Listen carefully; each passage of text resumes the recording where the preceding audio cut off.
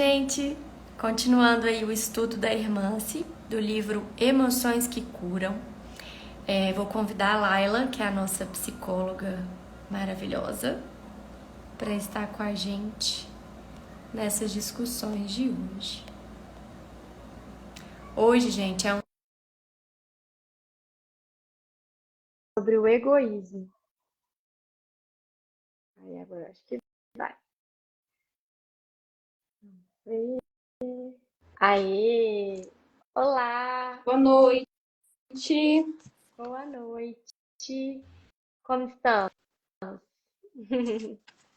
Boa noite a quem nos ouve de casa também. Boa noite, gente. Tava começando a falar aqui, Laila, que dando continuação a esse livro da Irmã, que é um presente, né? Esse Emoções que Curam. E um texto, já deu um spoiler, um texto super necessário que é sobre o egoísmo.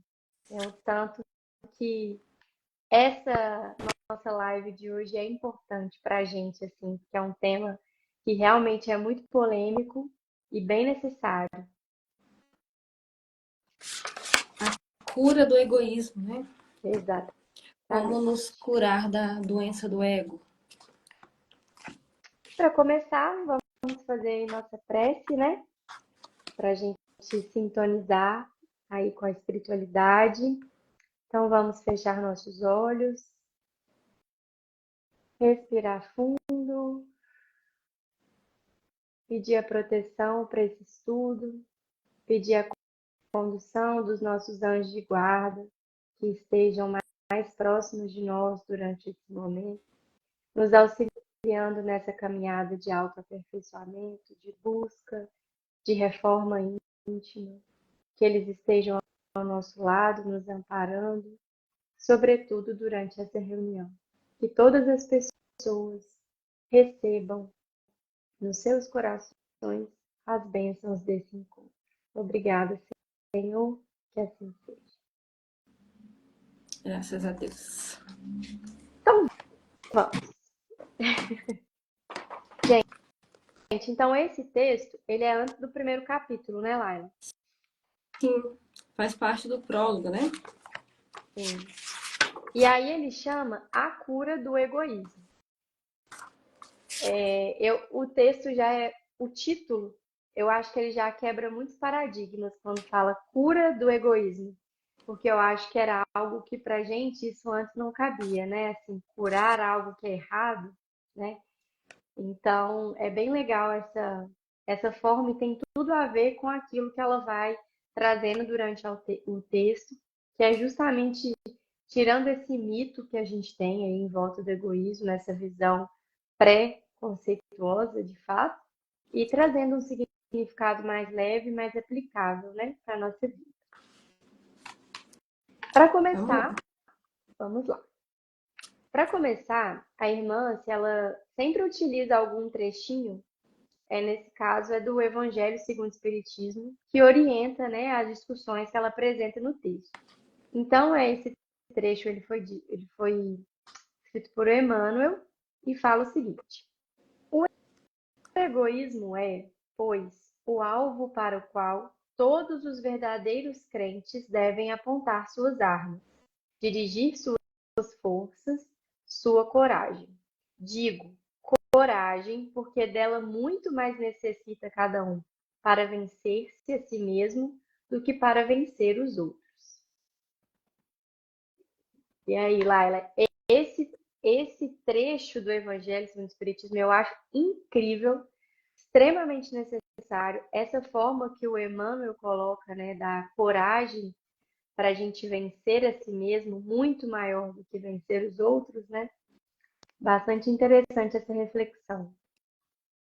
A gente precisa entender o conceito de coragem a partir de Emmanuel, uma vez que ele nos traz nas suas referências bibliográficas a coragem como esse movimento da vida de ir em busca de algo. Né? A coragem, ela está diretamente relacionada com a vontade.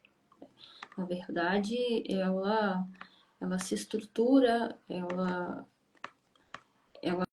só consegue ter um movimento efetivo na vida uma vez que, anterior à coragem, eu aplico esse lugar da vontade, que por consequência nasce também do desejo. Então, para que eu tenha desejo, para que eu tenha vontade, para que eu possa chegar à coragem de realizar algo, ainda que esse algo seja interno, como lidar com a ferida do egoísmo, lidar com a ferida do egocentrismo, como a gente vai ver posteriormente no texto, ela precisa estar sustentada nessa percepção de que existe algo a mais, além daquilo que eu estou vivendo, de que existe algo a mais, além daquilo, daquela situação que se apresenta. E para isso eu tenho que aceitar que egoísmo existe dentro de mim, de que o egocentrismo existe dentro de mim, de que isso faz parte do meu processo de vida, do meu processo de crescimento, do meu processo evolutivo, do meu processo de ascensão.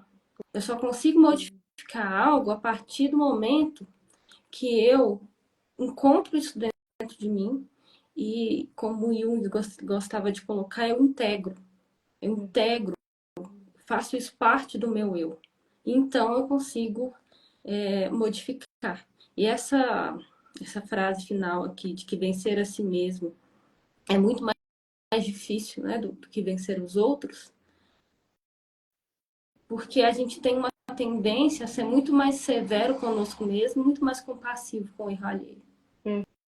Sim.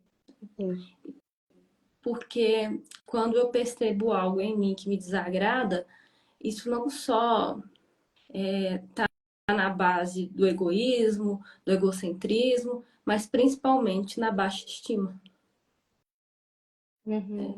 E que a gente entra então nesse outro lugar que é, uma vez que eu não agrado do que eu vejo, uma vez que eu não gosto do que eu vejo, uma vez que essa minha autoestima ela tá ferida, eu passo então a não me invalidar no mundo. E aí é um movimento de paralisação. Vencer a si mesmo é entender que existe algo em mim que eu não gosto, que não me agrada, mas que a partir disso, a partir da coragem de olhar para isso, eu posso transcender a isso. Pois é um processo realmente muito difícil.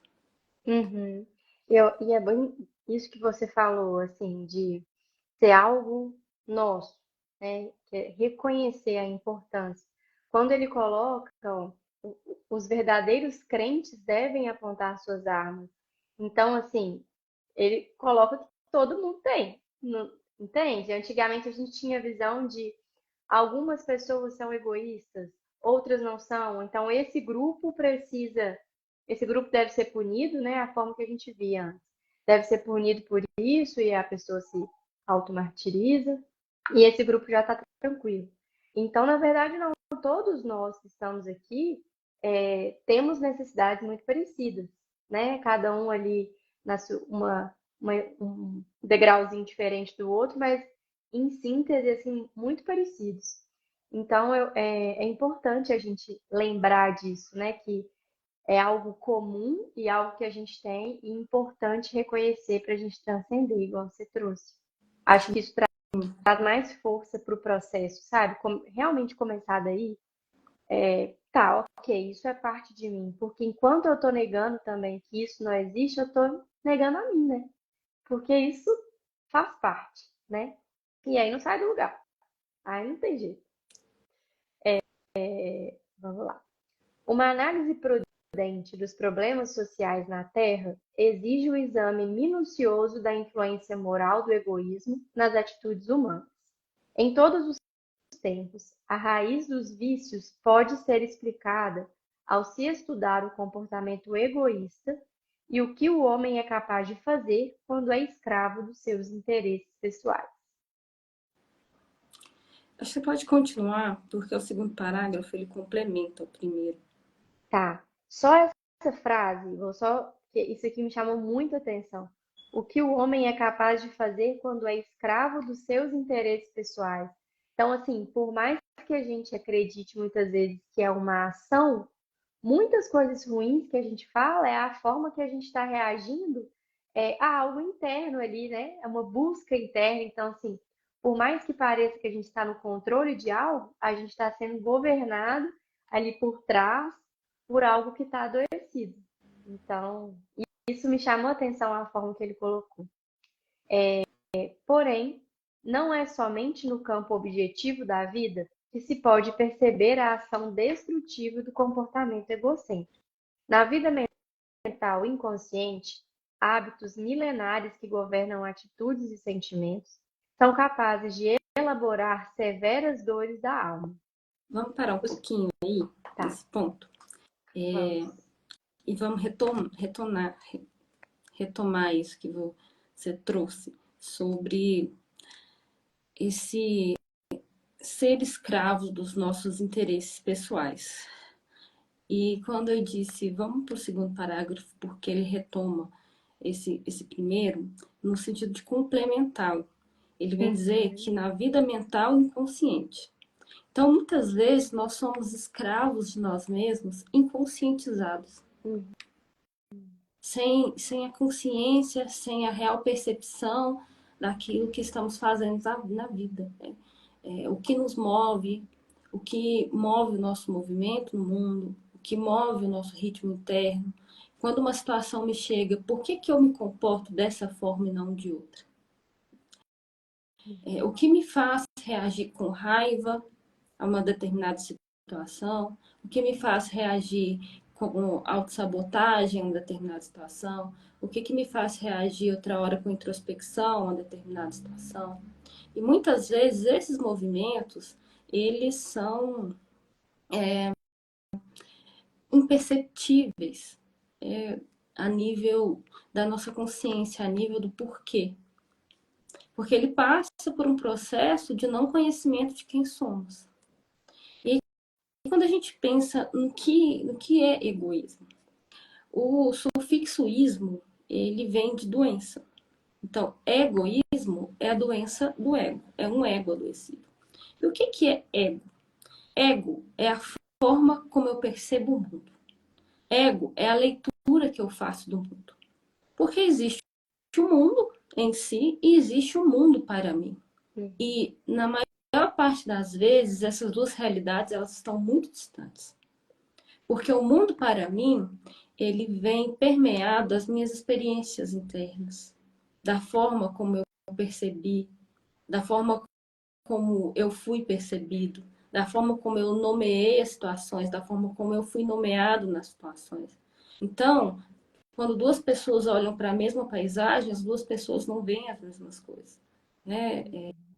Tem um aforismo muito utilizado, que cada um vê o mundo com os olhos que tem, cada um vê o mundo até onde a vista alcança, porque eu sou o resultado das minhas escolhas, dos meus caminhos, das minhas experiências, das pessoas que passaram pela minha vida. Então, quando esse ego, que né, a gente fala tanto do ego aqui como se ele fosse um vilão. O ego não é problema.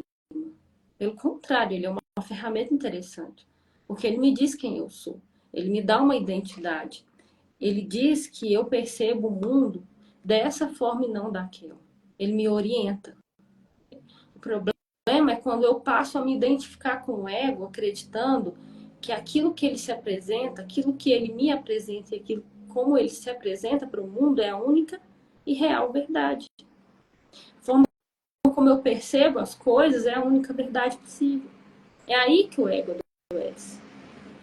Então a gente tende a achar que o egoísmo se sustenta unicamente naquele lugar, daquela personalidade que quer tudo para si, que se coloca em primeiro lugar antes do outro.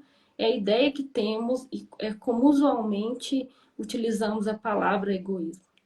Mas se a gente pensar na etimologia da palavra, a gente percebe que egoísmo é esse ego, essa percepção do mundo adoecida, porque ela não tem espaço para que nada entre além do que eu acredito como certeza e como verdade. O egoísta é aquele que não consegue acolher o que vem do outro, acolher aquilo que está para além do seu limite pessoal, no sentido daquilo que eu entendo como a realidade, que eu entendo como a verdade. Essa é a base do egoísmo. E o fato de querer tudo para si é só uma consequência dele. E o que a gente percebe no egoísmo, quando a gente diz que uma pessoa é ou não egoísta, é só a forma como ela se comporta frente a esse traço da personalidade. Porque uma vez que eu entendo que só a minha verdade é única, que a minha sustentação de mundo é a única possível, então tudo passa a girar no meu entorno. Eu preciso vir antes de qualquer coisa, porque só eu sei. E não tem espaço para entrar nada nesse sentido. E aí a gente difere o egoísmo, e irmã, você vai trazer isso aqui, do egocentrismo. Porque diferente do egoísta que entende como a única verdade possível, o egocêntrico, ele é um ego do qual se percebe no centro do mundo. É a própria palavra, egocêntrico. É como se tudo girasse em torno de mim. E isso traz muito sofrimento, muito desespero, muito desamparo. Tá todo mundo olhando para mim, né? E a gente tende a olhar esse egocêntrico sempre como uma pessoa arrogante. Mas às vezes o egocentrismo, e na maior parte das vezes, ele se apresenta no outro polo, que é o polo da insegurança. Tá todo mundo olhando para mim. Eu sou sempre a mais mal vestida. O meu trabalho é sempre o pior. Todo mundo dá conta e eu não. Isso não vai dar certo. É como se o mundo girasse ao meu redor. E na base, tanto do egocentrismo quanto do egoísmo, está uma profunda insegurança do eu. Né? A gente já falou outras vezes dessa diferença entre eu e ego, porque eu é aquilo que eu sou em essência, distante das ilusões que a gente constrói, das mentiras que a gente conta para nós mesmos, das nossas percepções muitas vezes torcidas. Esse é o lugar do eu. E o nosso caminho de cura é sair desse ego e ir para o eu. É, mas o egoísta e o egocêntrico têm uma profunda insegurança desse eu. No egoísmo, eu preciso estar no centro da verdade, porque qualquer coisa que não venha de mim me desestrutura. Eu não sei lidar. Eu só sei lidar com aquilo que é palpável, com aquilo que eu conheço. Por isso, eu limito esse mundo e eu limito esse outro. Porque aquilo que eu desconheço, aquilo que não está na base do meu repertório simbólico, nas minhas experiências, ele me deixa, ele não me ajuda a funcionar no mundo. É como se eu não soubesse agir a partir dele. Então eu limito. É uma defesa do ego. E no egocentrismo, do mesmo modo. Eu não me sinto digno, eu não me valido. Então eu me coloco no centro das coisas. É no centro de tudo. E a gente precisa tomar um certo cuidado, porque o egocentrismo ele tende a aparecer muito sustentado nesse lugar da insegurança e pelo véu, né, de uma falsa humildade, de se sentir pequeno, de se sentir impotente, de se sentir inválido. Eu não dou conta, eu sou menor, mas dentro disso tem sempre um eu. Eu não posso, eu não dou conta, eu sou pior, eu sou menor, eu. É um eu centrado. E eu não consigo olhar para o lado, perceber, não, só estou caminhando no meu ritmo. E o outro também está caminhando no ritmo dele. E o outro no ritmo dele. E o mundo não está parando para olhar para mim, e nem vai parar para olhar para mim, como eu acredito que faz. Então, ambos são esse adoecimento dessa ferramenta que a gente tem para dar conta do mundo, que é a minha leitura sobre ele, que a gente dá o nome de ego.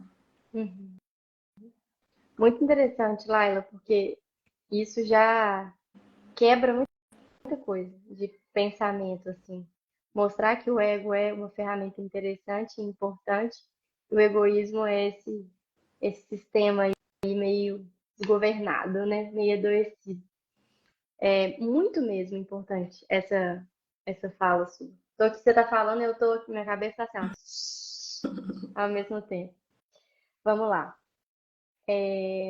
Os processos psíquicos e emocionais mais variados guardam uma conexão estreita com a personalidade egoísta. Sentimentos estruturais que serviram para o progresso do espírito na caminhada evolutiva, como a culpa, a raiva, o medo, a tristeza e o orgulho, sofreram terríveis mutações sob a influência agressiva do egoísmo, transformando emoções básicas e necessárias para o crescimento evolutivo em estados psíquicos e emotivos geradores de sofrimento. Pois Quer que continue falando de cada um? vamos só retomar esse texto. Na carta de Paulo aos Romanos, ele vai dizer algo muito interessante e que quando olhado metaforicamente, a gente entende a profundeza daquilo que está trazendo.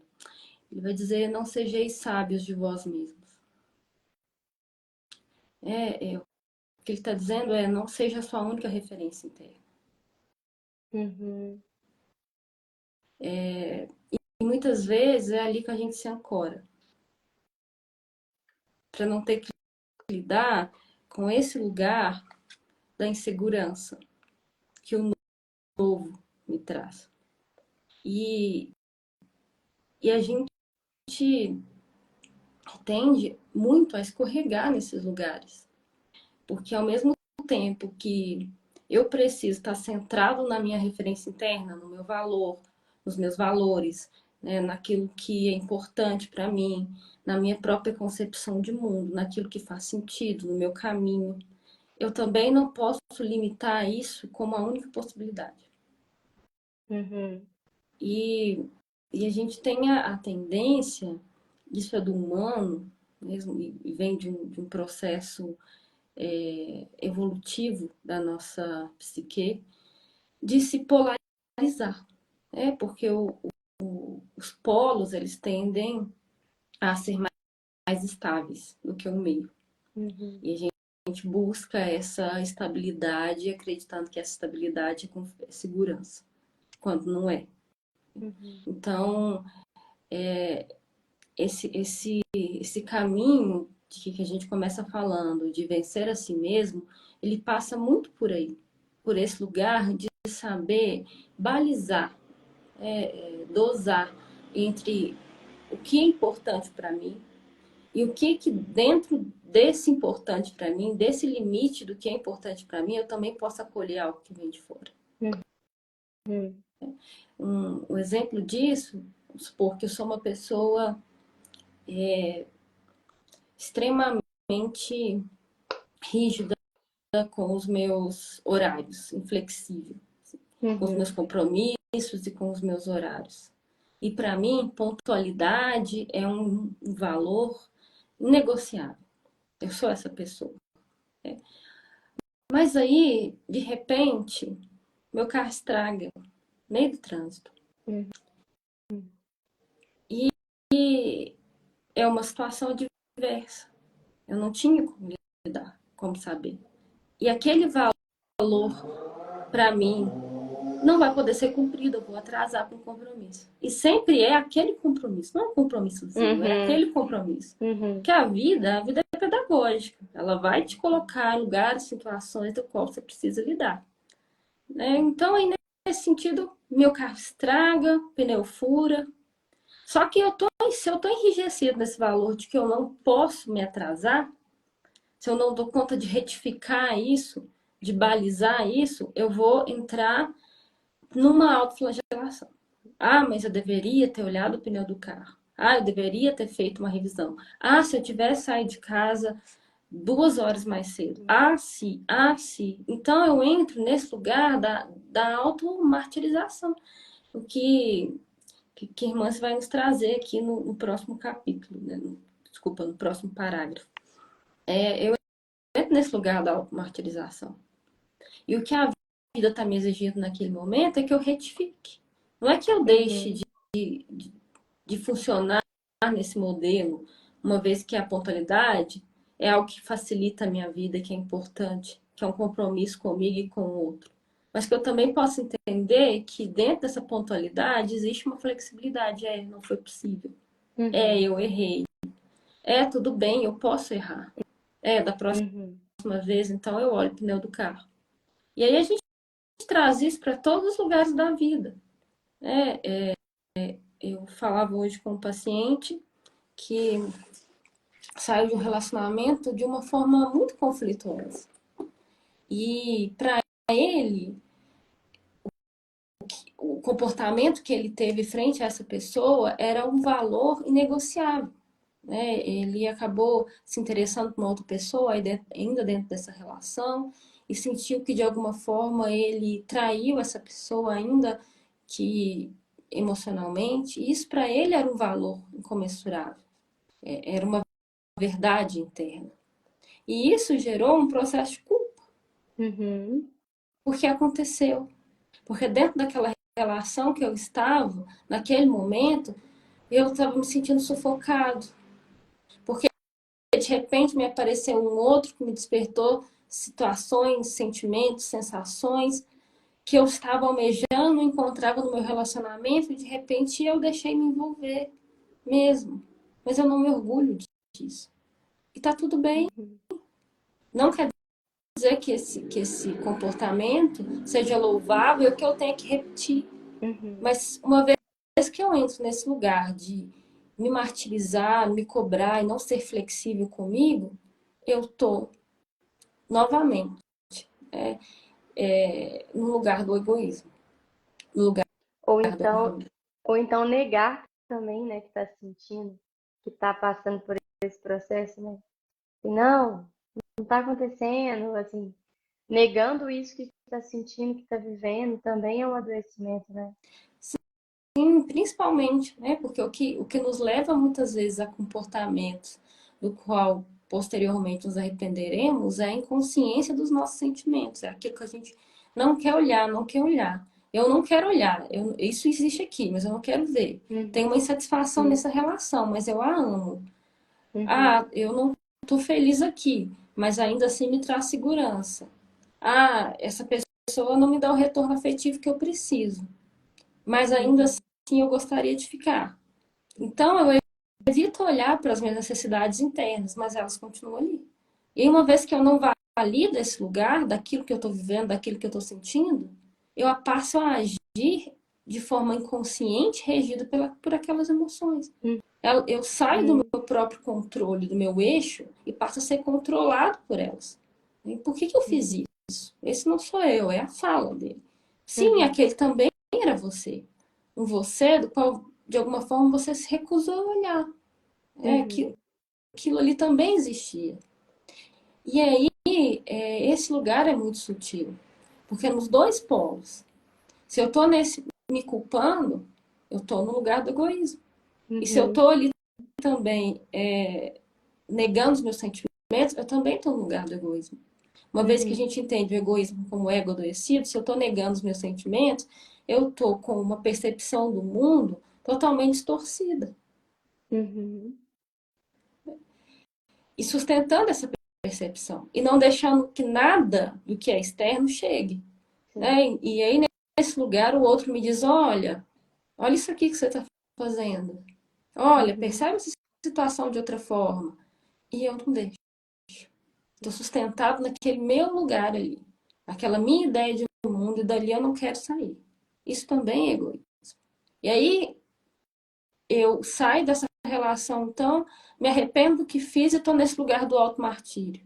Também estou no egoísmo.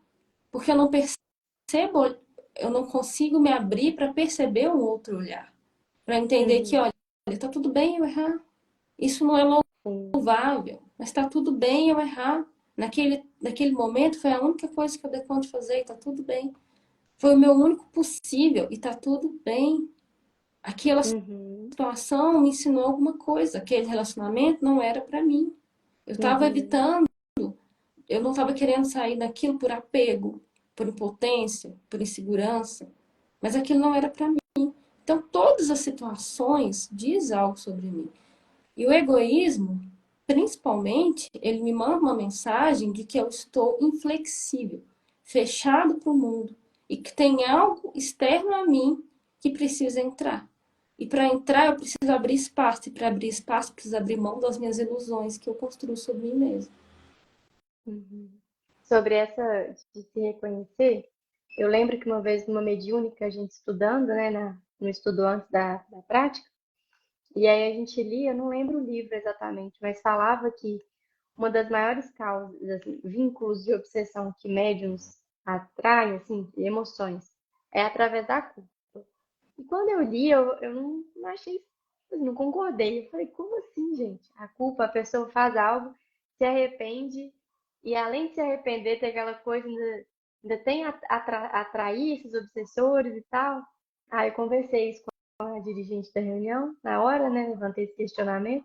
Aí ela falou, não, não é o arrependimento, não é a culpa no sentido de reconsiderar algo, mas no sentido de eu não posso errar. Comigo não. As pessoas que vêm aqui eu posso atender com o maior amor do mundo, com acolhimento, entendendo que todo mundo erra, mas eu não posso.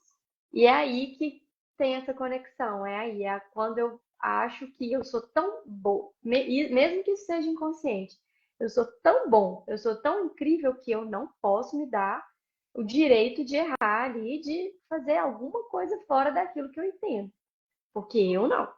Então aí eu entendi, assim, esse adoecimento, que aí a irmã vai falar justamente disso, né? Quando o egoísmo ele adoece essa emoção, né? Quando ele adoece a função que tem essa emoção, a culpa, por exemplo.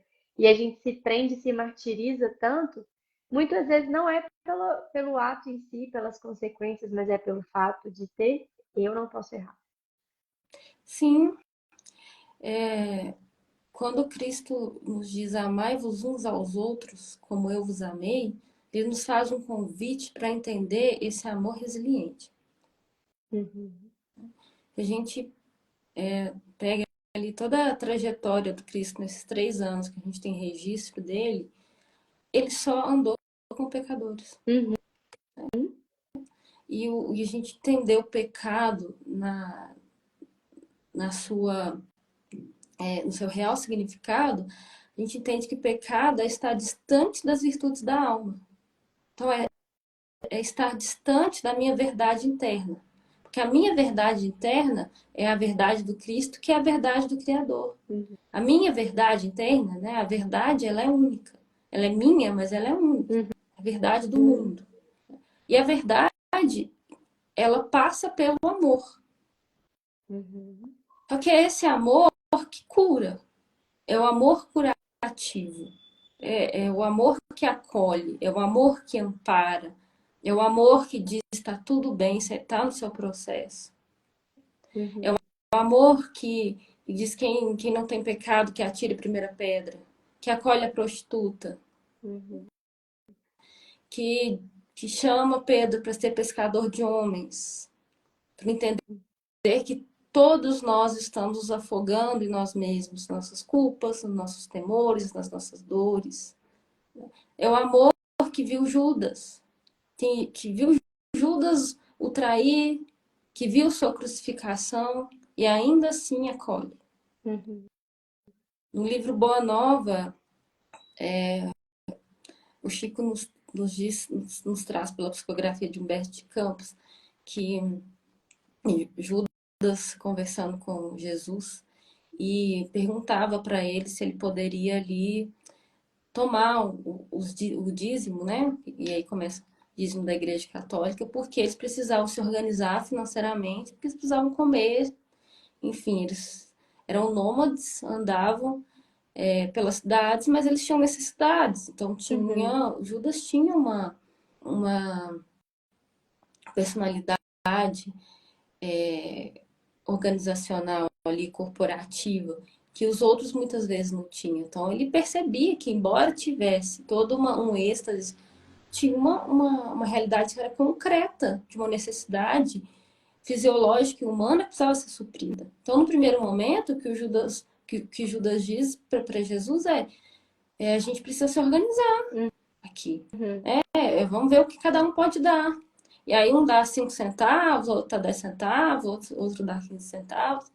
Mas o Cristo enxergou. Judas, Cuidado para não sucumbir ao peso dessa bolsa. Ele já Uhum. viu, né? E ele diz para ele, Judas, cuidado para não sucumbir ao peso dessa bolsa. Cuidado para não sucumbir a esse lugar do egoísmo, né? Que é essa ilusão. Essa ilusão de como nós somos, de como nós nos percebemos, é esse eu idealizado.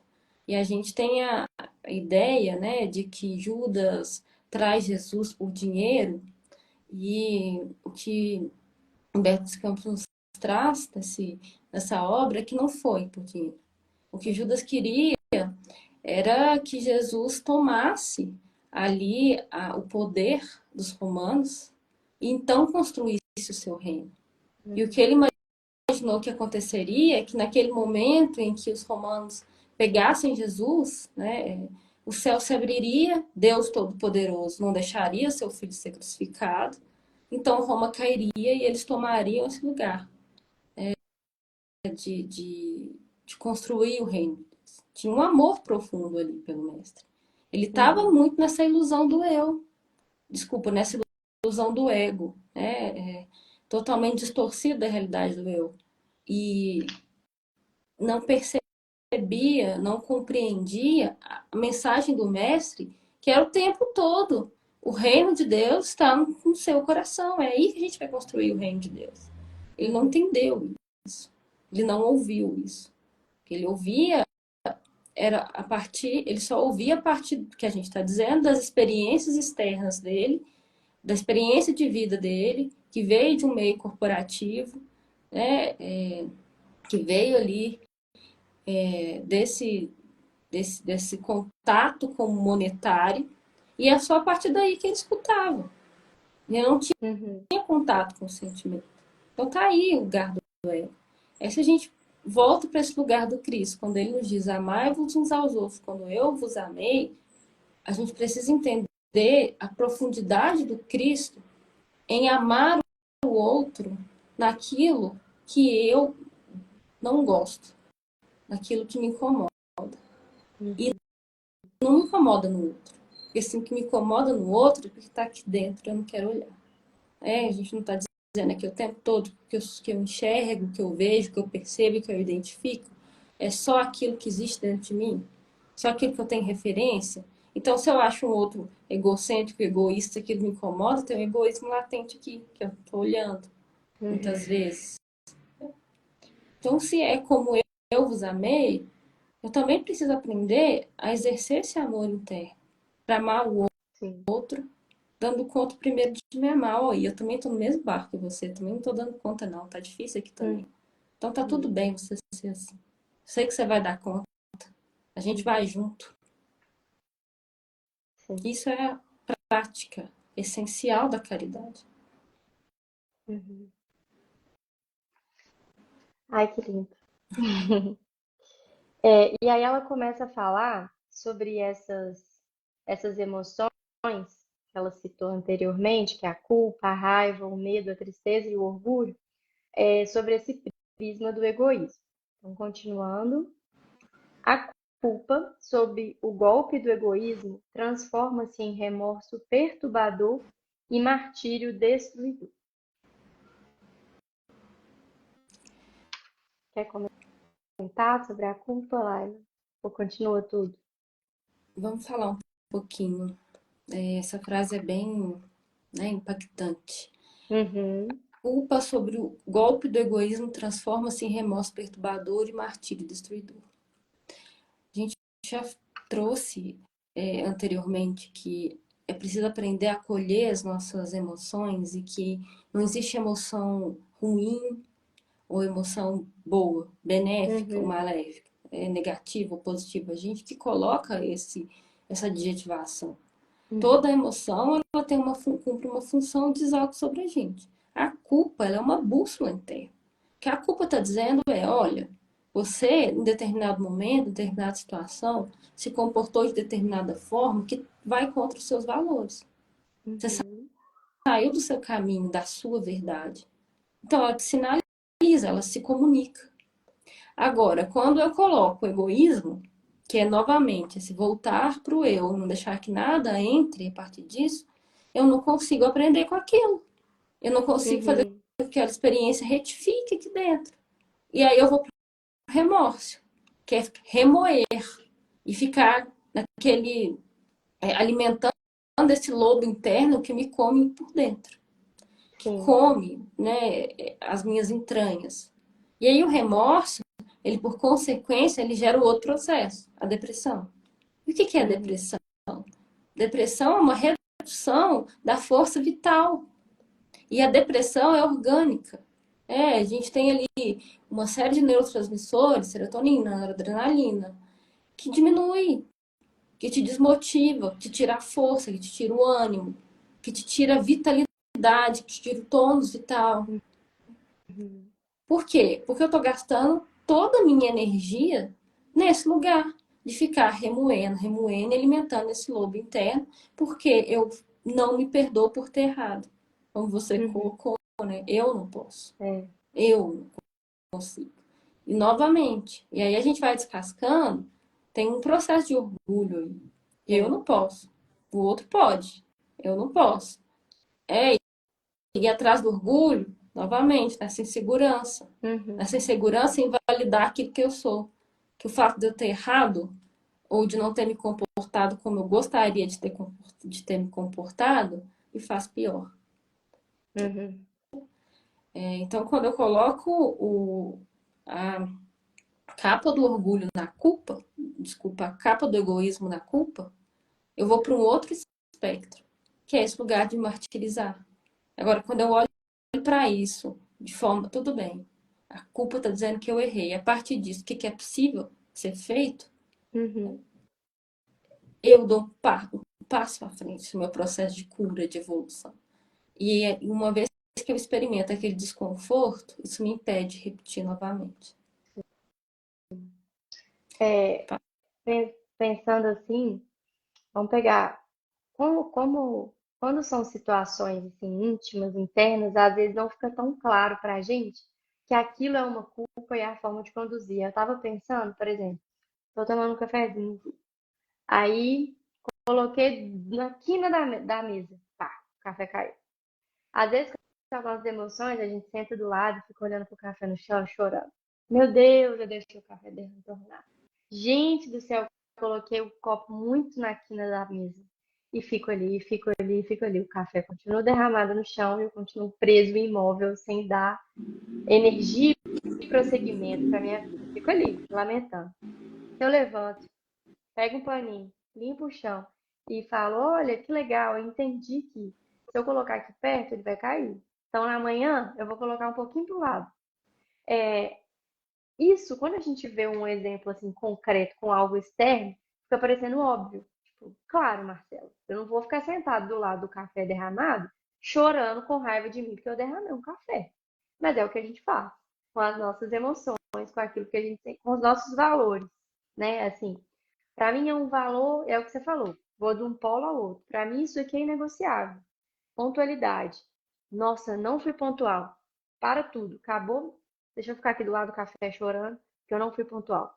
Sendo que aquilo é o norteador. E também cria um novo repertório, né, Laila? Porque assim, eu passo a entender que a vida ela também funciona de outras formas, sem ser daquela que está aqui, né? Aliás, ela funciona de outras formas. Não é, não é de vez em quando, né? Ela tem o seu ritmo e a gente está ali tentando entender. Mas sai desse eu de fato e fala: olha, tem uma outra possibilidade, ó, tem uma outra forma de viver. E eu curti desse jeito. Então é como se também já criasse na nossa mente essa noção de que tem outro jeito de fazer a mesma coisa, mais leve, mais tranquilo, assim. A experiência me ensinou algo, me trouxe ali ampliou a minha visão sobre uma situação, mas ela não reduziu, né? Não reduziu a um ponto. Muito pelo contrário, ela falou, oh, pode ser assim, pode ser assado. Isso para você é importante? Ok, legal colocar na sua rotina. Mas isso também acontece, é natural da vida. E lidar com isso é importante também. A gente tem a tendência a querer vir pronto para a vida, em Uhum, sabendo lidar com tudo, responder da melhor forma possível a determinadas situações e circunstâncias. Uhum. Mas a gente aprende a ser e a viver é sendo e vivendo. Todos os dias. É. Vamos passar para raiva, para o Vamos, medo, para a tristeza. vamos lá. A raiva dirigida pelo egoísmo acomoda-se na mágoa dilacerante e na depressão. Eu achei bem interessante isso aqui, Lara. Raiva e depressão. Pois é, mais uma vez, né? A gente já trouxe isso em outro momento, essa diferença entre sentimento e emoção, né? O Uhum, sentimento, ele está nesse lugar da elaboração da experiência. E a emoção, ela é corpórea. Ela é uma reação direta que o meu corpo apresenta frente a uma circunstância. Então, a raiva, ela é é algo que nos diz de um limite, né? É um mediador entre esse meu limite e esse outro.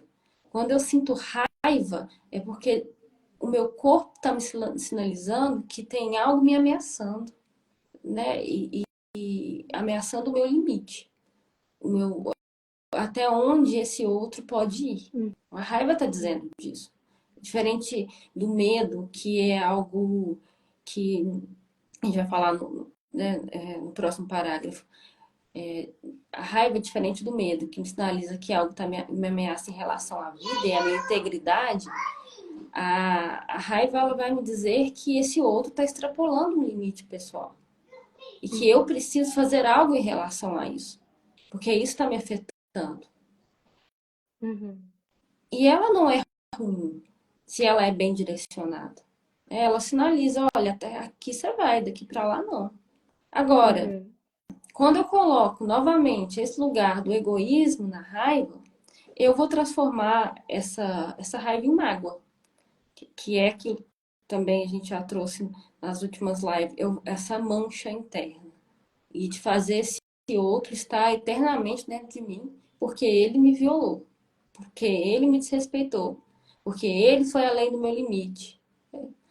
Só que o que a gente não entende muitas vezes nesse momento é que esse processo está me ensinando sobre o meu limite. Porque se muitas vezes eu uhum, não tivesse vivido, eu não saberia. Eu só sei que uma situação me faz raiva porque eu vivo aquela situação. uhum, Eu só sei que isso enche o meu copo porque aquela pessoa me levou à última gota.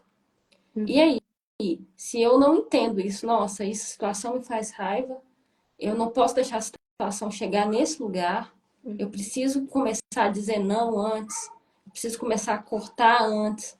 Eu preciso começar a entender o que eu quero, o que eu não quero, o que eu posso, o que eu não posso, o que eu consigo ou não oferecer antes para não chegar no lugar da raiva. Eu vou para a mágoa, que é eu responsabilizar esse outro eternamente por aquilo que ele me fez. E aí, de novo, essa mágoa vira um processo contínuo de uma mancha na alma, uma energia localizada que me tira a vitalidade e me leva à depressão.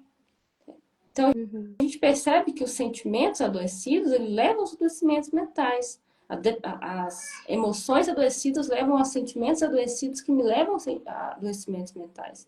Uhum. E esse adoecimento mental é o quanto eu permito que esse outro exista dentro de mim.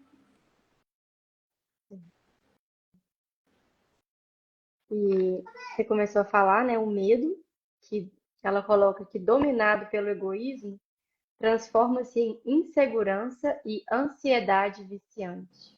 Aí a famosa ansiedade, que tanta gente tem falado, né, atualmente. Pois é, né? Outro espectro do adoecimento mental que a gente tá dizendo aqui.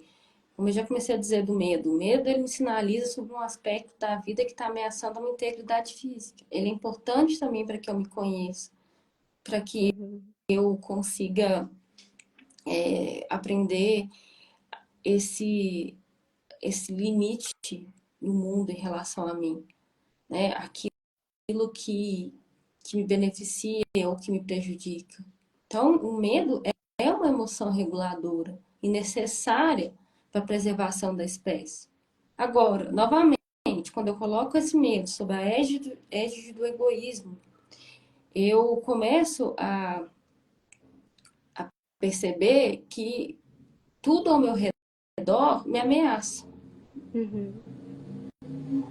E aí a irmã se traz, né? Esse medo sustentado nessa insegurança. Quando eu coloco o medo nesse lugar do egoísmo, eu acredito que tudo é sobre mim, que tudo Uhum. me ameaça, que eu não posso confiar, Uhum. que esse mundo é extremamente aterrorizante, que tudo que é externo, que todas as situações, elas são sobre mim. É esse limitar a novas experiências. Tudo bem, eu saí à noite de casa e fui assaltada. Então, Uhum. eu deixo de sair de casa depois das 6 da tarde. Então, eu me limito a viver na vida. Eu tô sendo egoísta comigo mesmo. Não quer dizer porque eu fui assaltada uma vez, eu nunca mais posso sair de casa. E a gente não tá Uhum. desvalorizando a experiência do medo e do trauma, né? Mas é preciso entender que o egoísmo não é só em relação ao outro. É muitas vezes comigo mesmo quando eu me privo de viver determinada experiência como essa. E Uhum. aí, por consequência, eu estou na ansiedade, que é esse excesso de preocupação, excesso de se ocupar com algo que nem sequer aconteceu e que está Uhum. muitas vezes sustentado nessa minha fantasia sobre um futuro. Uhum. É aí que vem a ansiedade. Porque dificilmente um ansioso, ele projeta um futuro bom. O futuro do ansioso, ele Sim. é sempre muito pior do que a realidade. Uhum. Né? Sim. A tristeza, sob a pressão do egoísmo, encarcera o coração na revolta e na rebeldia. Tá aí outra emoção básica, né? Tristeza. O que a tristeza nos ensina? Qual que é o recado da tristeza em relação à vida? Tem algo ali do qual eu projetei uma expectativa que não foi cumprida. Isso me deixa triste. A tristeza é uma resposta direta da frustração. Uhum. E tudo bem eu me frustrar, porque quem projeta a expectativa é o ego. E a gente precisa da expectativa para viver. Se eu não sair de casa esperando que eu vá voltar no final da noite, eu nem saio. Se eu não venho para essa live com expectativa de que eu vou dar conta disso aqui, que isso aqui vai dar, né, tudo certo, a gente vai cumprir o horário, eu nem saio. Mas se de repente Uhum. a energia cai e a gente para no meio do caminho, isso me deixa triste, me deixa frustrado. E Uhum. ok, ela está me sinalizando o lugar da minha expectativa. Ela está dizendo para mim que nem sempre aquilo que eu projeto no mundo, o mundo me traz como resposta. Ela está me ensinando esse limite. Agora, mais uma vez, se eu coloco essa tristeza sobre o lugar, sobre a égide do egoísmo e retém todo o fluxo, né, de experiência que aquilo pode vir, eu fico na revolta. Que absurdo, Deus.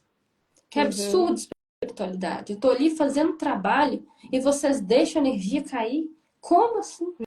Ah, não. Uhum. Semana que vem eu não volto, não. Porque eu tô ali, servindo, tô ali trabalhando para Cristo e Ele nem me ajuda. Uhum. Né? Ele nem sequer para sustentar a semig lá, nem sequer para esperar mais 20 minutinhos para a energia cair. E a Uhum. gente não fala, mas a gente pensa. E a Sim. gente dialoga conosco mesmo nesse processo. Uhum. E a revolta está nesse lugar do comigo não, porque comigo eu não Uhum. mereço. Né? E a rebeldia é, uma vez que isso aconteceu, eu não repito mais. Eu não faço. Eu não vou viver. É. Continuando, o orgulho, sob o fascínio do egoísmo, atola-se nos lamaçais da arrogância venenosa e da vaidade entorpecente. Pois é, orgulho, a gente vai ter um capítulo inteiro para falar sobre ele, porque, né, o sentimentozinho, e orgulho já não está mais no campo das emoções, mas no campo dos sentimentos, porque ele passa por uma elaboração mental. Mas o sentimentozinho dual e difícil de lidar. Uhum. Porque o orgulho é necessário, a gente se orgulha da gente mesmo. Sim. E isso é vital para a vida, para a realização. Diz, nossa, olha o quanto eu sou boa nisso, eu sou bom nisso. Uhum. Agora, esse orgulho adoecido,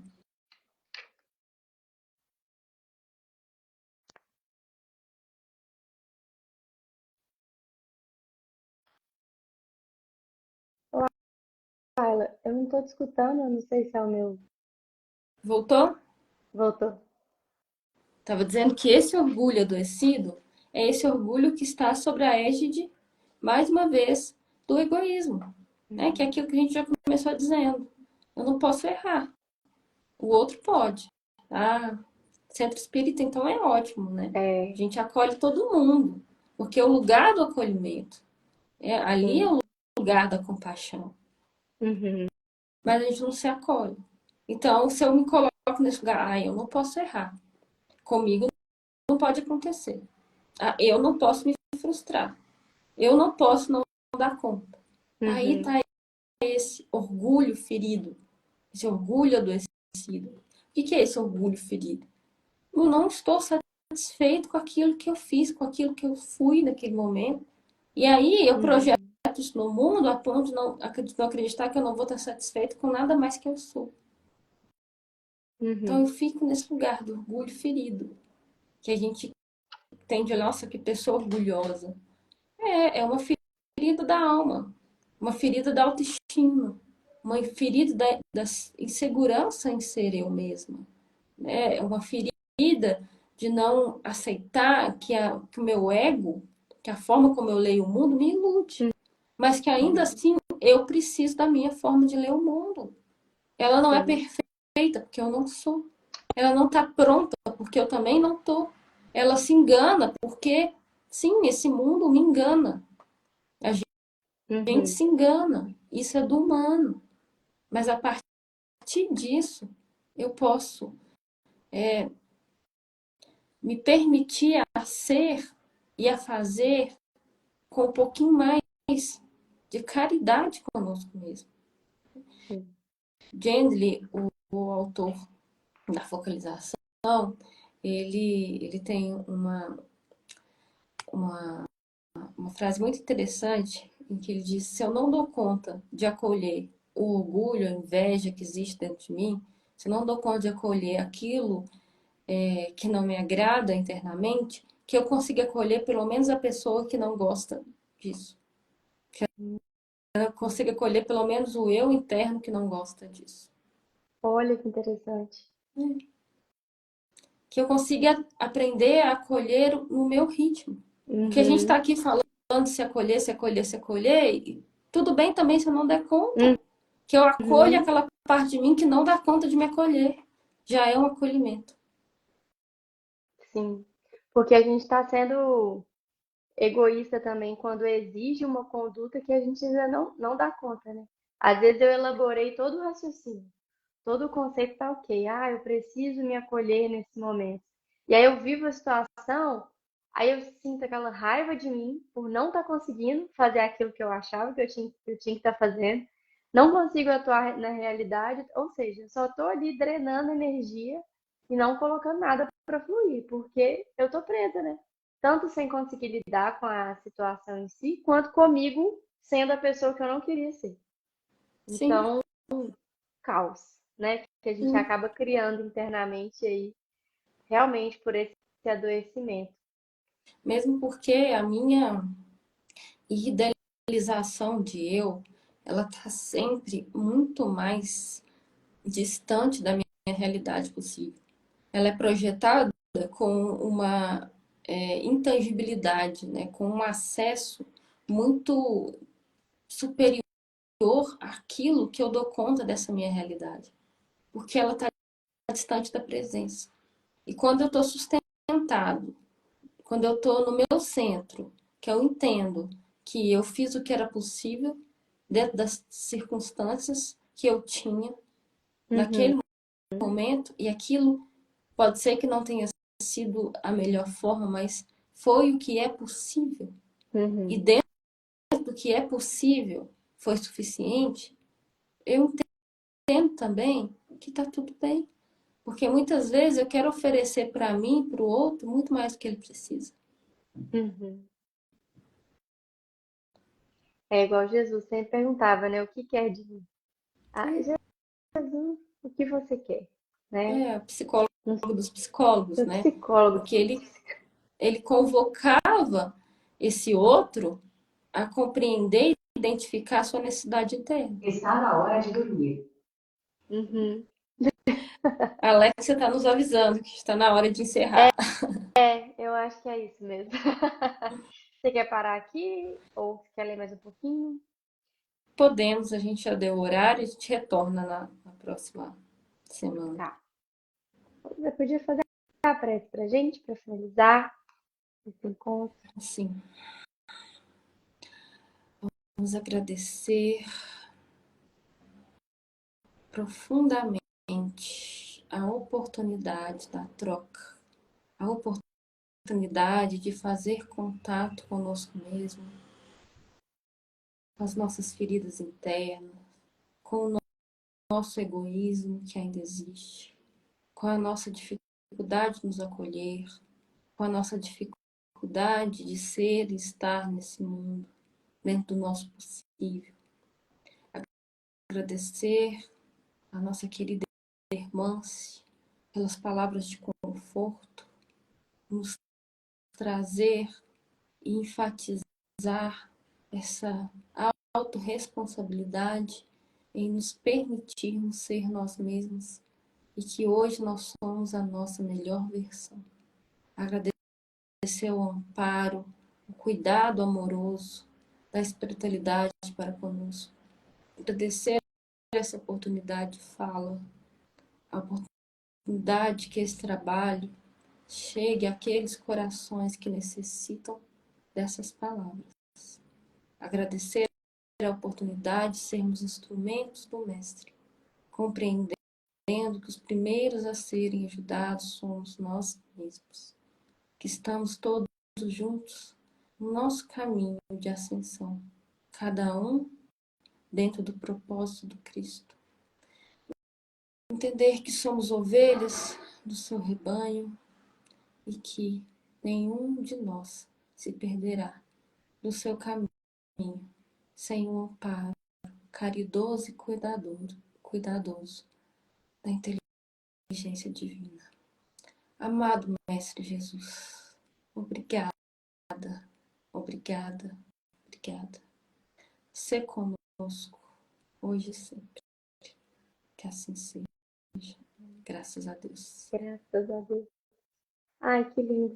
Obrigada, viu, Laila, por essa prece Eu maravilhosa. agradeço a oportunidade mais uma vez. Até semana que vem. Até semana que vem. Beijo, boa noite a quem está nos Boa ouvindo de noite. casa.